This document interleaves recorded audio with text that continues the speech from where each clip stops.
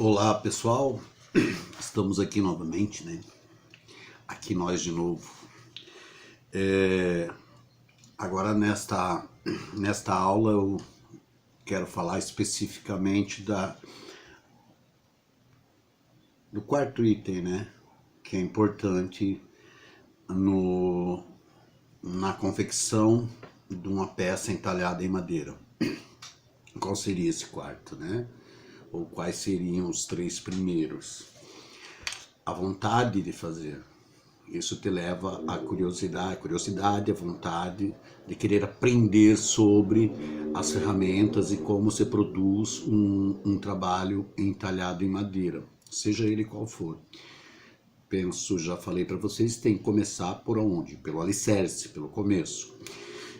Então esse primeiro passo de vocês quererem realizar um trabalho, a curiosidade os leva a isso, de observarem trabalhos de madeira por aí, de entalhe, e achar que também podem realizar.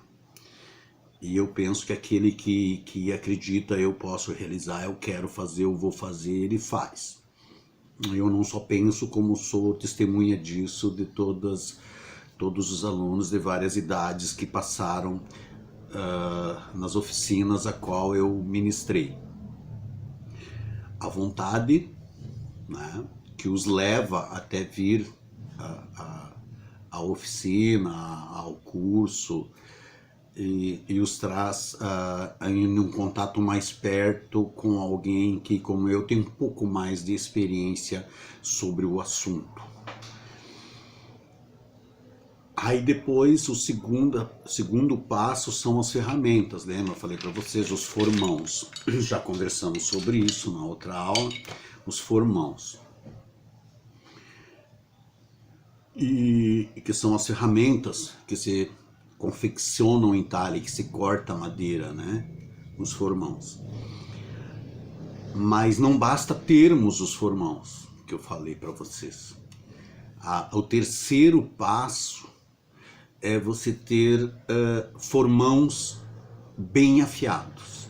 E para isso eu vou estar batendo sempre na tecla que vocês têm que aprender a afiar o formão. Quem quer ser entalhador tem que aprender. É um pouquinho demorado, é um pouquinho complicado, mas há de se ter paciência, né? Eu penso que uma das partes mais complicadas aí é realmente sentar, como diz, sentar o fio, deixar a ferramenta apta para o teu trabalho, que foi o terceiro, né? Então agora a gente vai estar falando do quarto passo. Eu tenho a madeira, né? Eu escolhi a madeira. Desculpe. Escolhi a madeira. Sim, mas ela tá lisa. Não tem nada nessa madeira. Ela tá lisa. Não tem. E aí? Vou entalhar o que aqui? Primeiro a tua criatividade. Eu quero entalhar tal coisa. Eu gosto de animais, eu gosto de paisagem, né? Então é aquilo que você vai te levar a querer fazer. Ok. Mas e como é que você vai colocar isso direto com o formão aqui? Primeiro você vai precisar do quê? Do desenho. Você precisa ter o desenho, né? Precisa ter um desenho na tua peça para você poder estar realmente entalhando e realizando um bom entalhe. A importância do desenho, que ele esteja bem feito, de acordo com aquilo que tu pretende, né? Bem pensado, bem trabalhado, e só depois você começa a realmente talhar ou entalhar, né? Aí a minha pergunta é: você sabe desenhar? Você gosta de desenho? Eu tô para dizer que todo mundo gosta de desenho e que todo mundo sabe desenhar. Eu já falei na aula passada que um bonequinho um bonequinho desses de criança, ele pode ser entalhado. Isso aqui é um desenho. Isto é um desenho. Mas dá para entalhar esses risquinhos? Esse desenho propriamente não. O que é aperfeiçoar teu desenho para o entalhe? Olha como é fácil.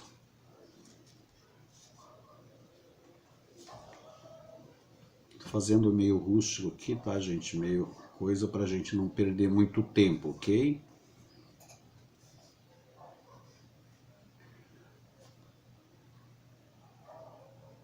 No momento que você... Eu uso... Ó, dá para perceber? Essa luz está meio complicada, mas dá para você perceber que tem desenho. Eu engrossei, engordei o desenho. Eu chamo assim, né? Engrossei o desenho. Agora eu posso cortar por volta dele e entalhar essa parte mais, que já não é mais um risquinho, são dois risquinhos formando um espaço, e esse espaço aqui já é um desenho.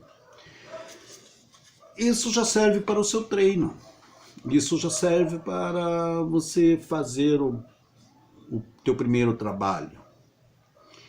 Tem gente que já quer vir fazendo no primeiro trabalho, como já aconteceu, eu quero fazer uma cabeça de cavalo.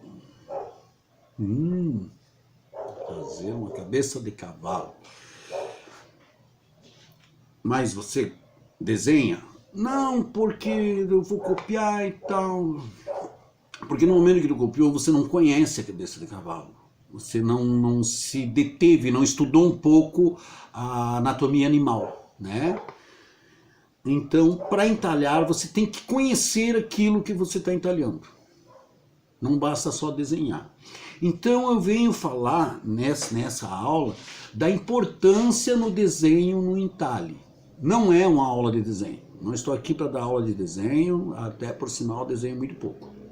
Tá bom? Desenho para o meu gasto. Consigo desenhar para o meu gasto.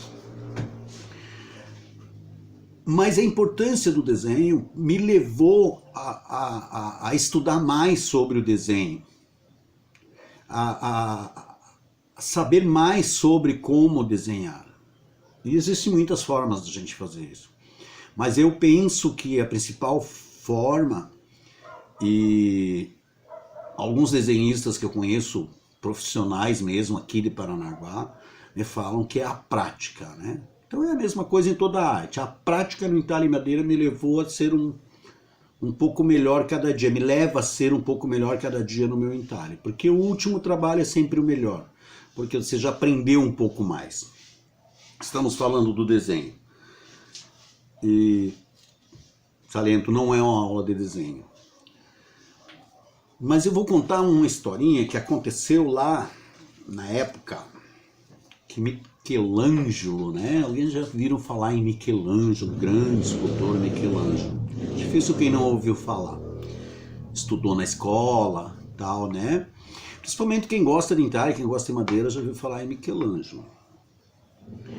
Ele já era velhinho e, como você sabe, existiam naquela época muitas escolas de escultura e muitas escolas, muitos ateliês de pintura, né? Vários artistas, né? Porque não existia fotografia, então existiam os ateliês de pintura, onde existiam vários alunos e eram ajudantes dos grandes pintores e essa coisa toda, que é um outro estudo, ok.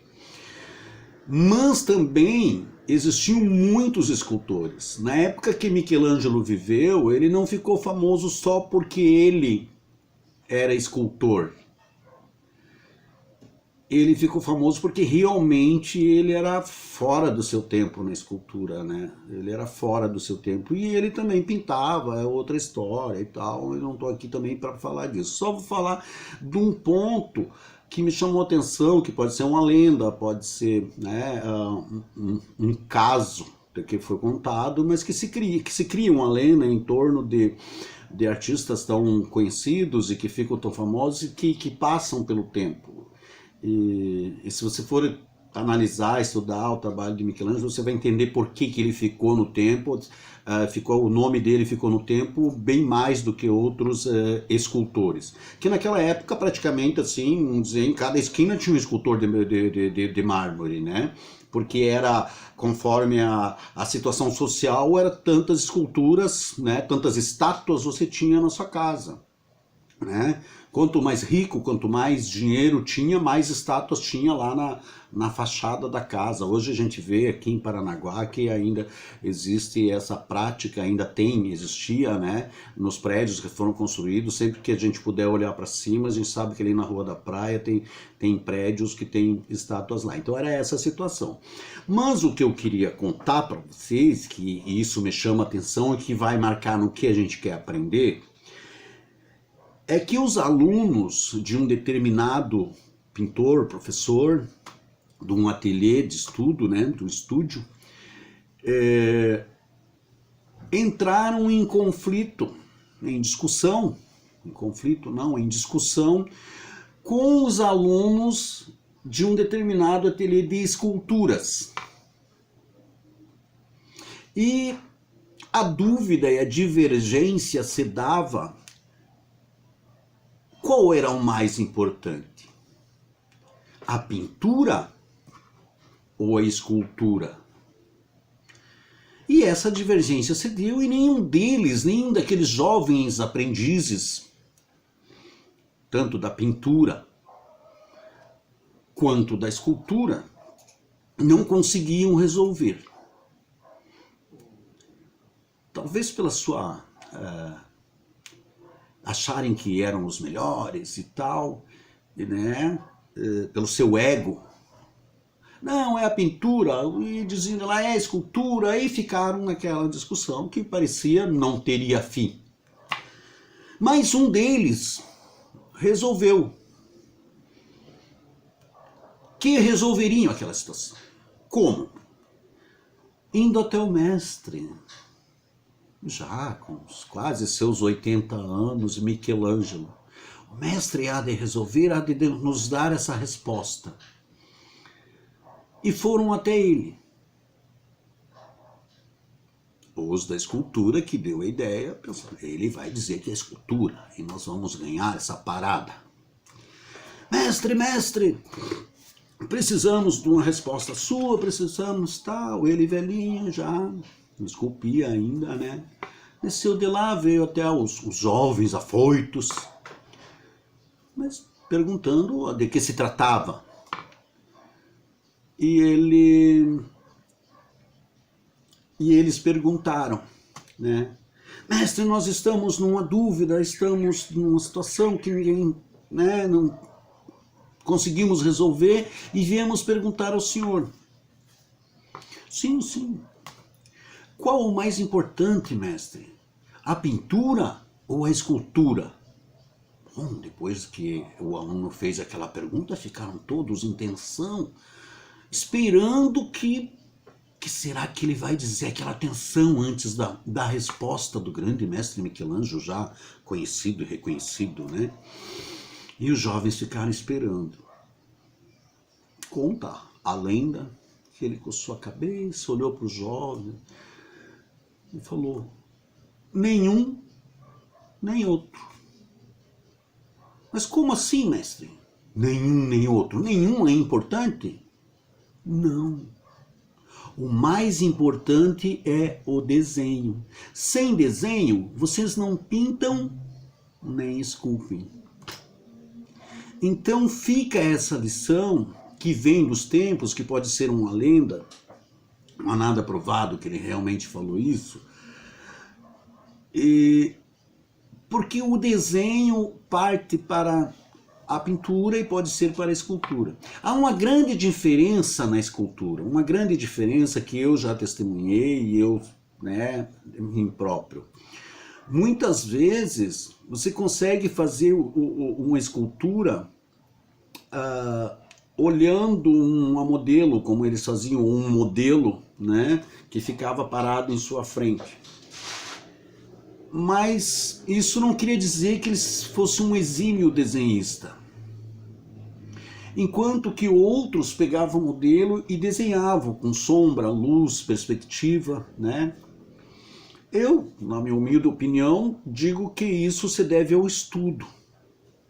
Eles estudavam escultura, eles estudavam desenho, se aperfeiçoavam mais naquele. Então não são todos, né? Mas uma coisa, como você sabe, está interligada com a outra. Falando isso para vocês, eu digo assim, a importância do desenho no entalhe.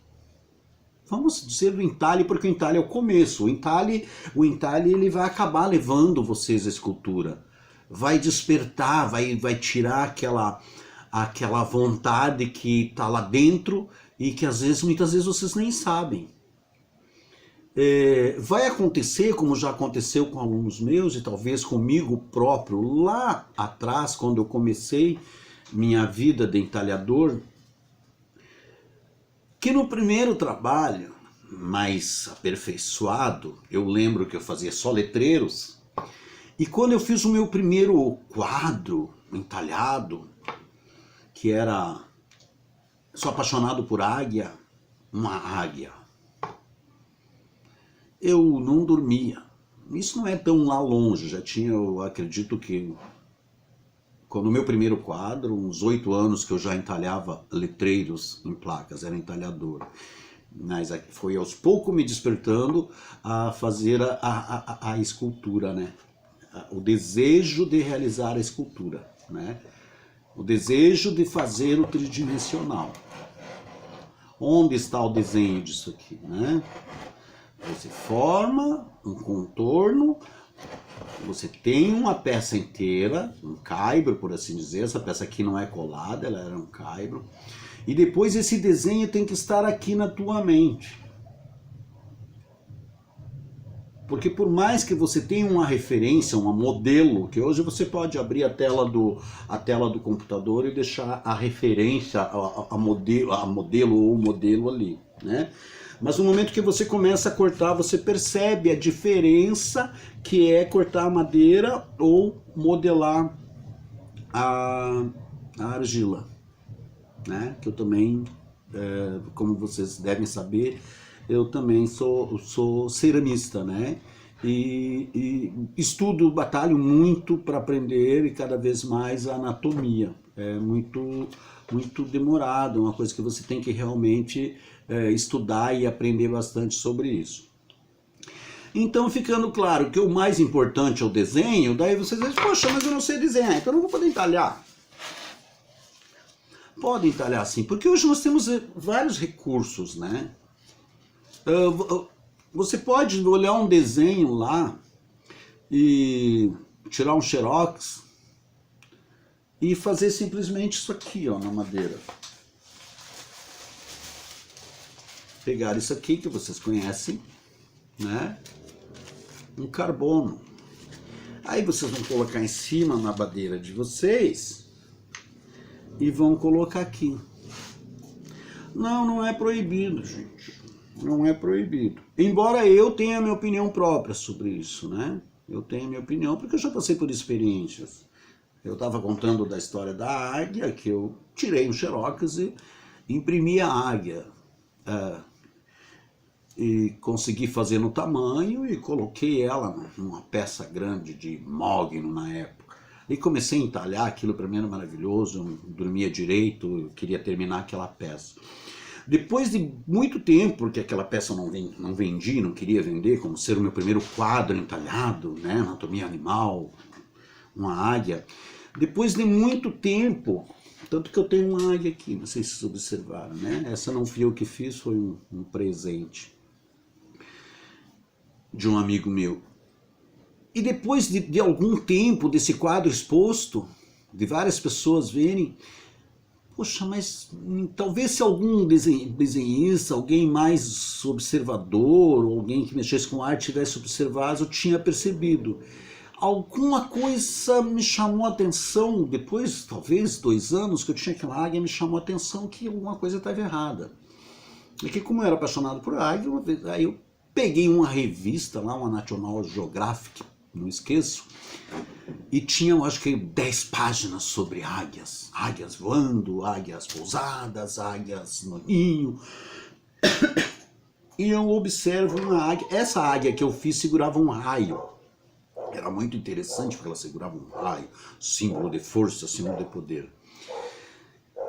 E quando eu me dou conta que essa águia estava a anatomia dela estava totalmente errada. Sim, errada. Eu entalhei uma águia aleijada, por assim dizer. A águia tem essas 3 garras na frente, né? Tá ali no desenho as 3 e uma atrás onde ela vai fazer. Ó, tira esse dedinho daqui, ela vai fazer isso aqui, ó, né? Ela vai pegar aqui e ficar as 3 na frente e a outra tá segura. Então ela segura o animal que ela vai caçar. São 3. Eu tinha colocado 4. Ela tinha 4 dedos na frente e um atrás. O que eu quero mostrar para vocês para isso? Não confia no desenho dos outros. Era um desenho e o desenhista, que até hoje não sei quem é, ele desenhou errado. E eu copiei um desenho errado e reproduzi no entalhe o meu primeiro trabalho errado, muito errado, já não tinha mais conserto, né? Então é isso que eu quero falar para vocês da importância.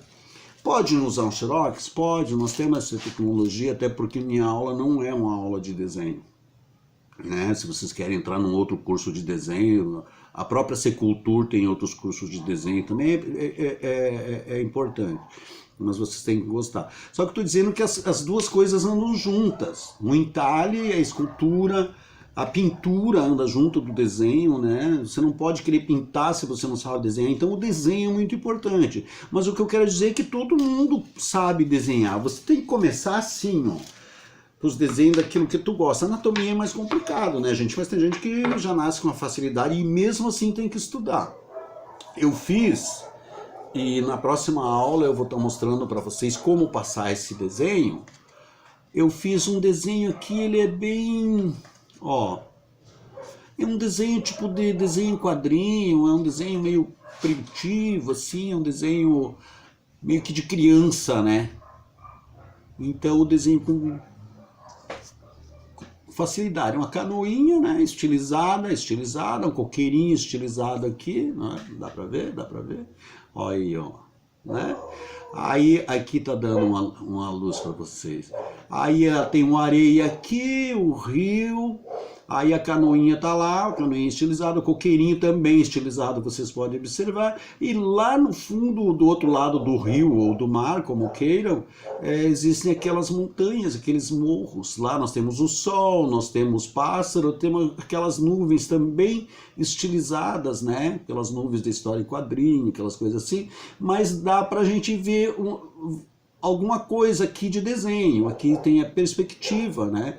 Que você está olhando do lado de cá do rio, a canoinha está quase na beira da areia, tem um coqueiro do lado de cá, e lá atrás, se você perceber, lá do outro lado você enxerga pequenas árvores, assim, que já estão lá naquela determinada ilha, ou continente do lado de lá, como queiram, né? Então esse é um desenho que eu acho assim facinho de desenhar. A gente tem que praticar, então não precisa você querer fazer um desenho muito rebuscado, porque o segredo que nós estamos querendo fazer aqui é desenhar nessa madeira. Mas nós não vamos usar o lápis para desenhar a madeira, né? Aqui o trabalho de entalhe não é o formão, mas primeiro tem que ser feito com o lápis, né? Depois é que nós vamos entrar com a ferramenta cortante, o formão, quando nós analisarmos. Aí eu aconselho a vocês a esse desenho, ele estar sempre no papel.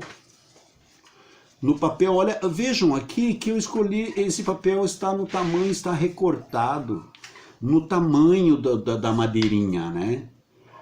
Em vez de desenhar na madeira, o que eu fiz? Eu desenho no papel, porque daí no papel eu posso trabalhar, eu posso apagar, eu posso melhorar, eu posso aumentar, né? Eu posso trazer ele mais para perto, eu posso trazer... Então, depois do papel, o seu próprio desenho, daí você pode passar com o carbono, o seu próprio desenho para cá. Mas na próxima aula eu vou estar explicando para vocês que esse desenho também pode ser feito diretamente aqui na madeira. E isso só vai se dar com a prática, gente. Tem gente que tem mais facilidade para desenhar, tem gente que já desenha há algum tempo.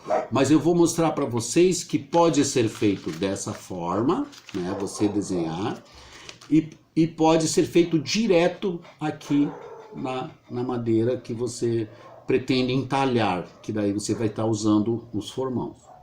Ok, gente? Na próxima aula a gente vai falar disso e, ó, na próxima aula, fiquem espertos, a gente vai estar entalhando o nosso primeiro quadrinho, ok? Valeu, até a próxima!